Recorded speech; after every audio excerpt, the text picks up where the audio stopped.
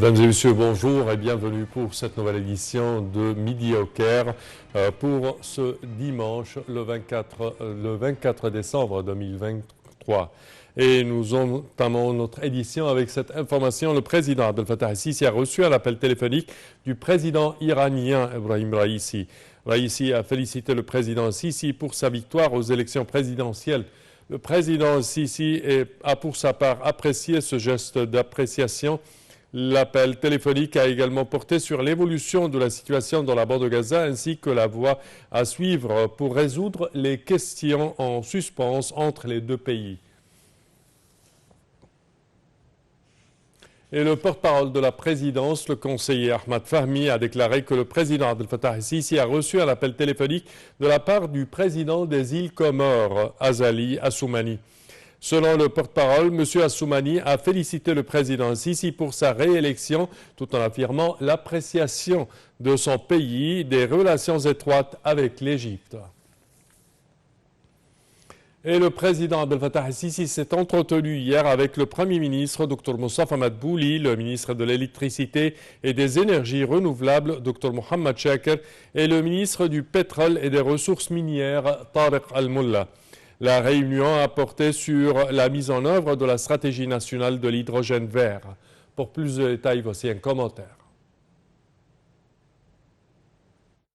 Le président Abdel Fattah el-Sisi s'est réuni avec le Premier ministre Moustapha Madbouli, le ministre de l'Électricité et des Énergies renouvelables Mohamed Chakr et l'ingénieur Tariq Al-Mullah, ministre du Pétrole et des Ressources minérales.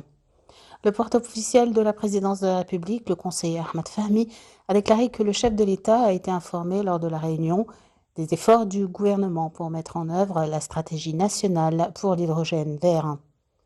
Les scénarios de production d'hydrogène, les axes du plan d'action au cours de la prochaine phase au niveau exécutif et législatif, ainsi que les procédures de renforcement des capacités nationales ont été également examinés.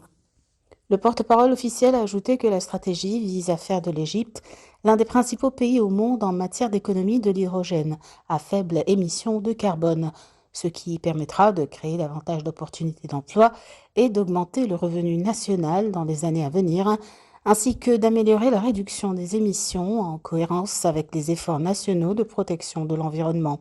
À cet égard, la réunion a discuté des projets qui devraient être lancés dans la prochaine phase de mise en œuvre de la stratégie nationale et du rôle que jouera l'État dans la réduction du coût de la production d'hydrogène, ainsi que des scénarios cibles pour réduire les importations égyptiennes d'hydrogène, produits pétroliers.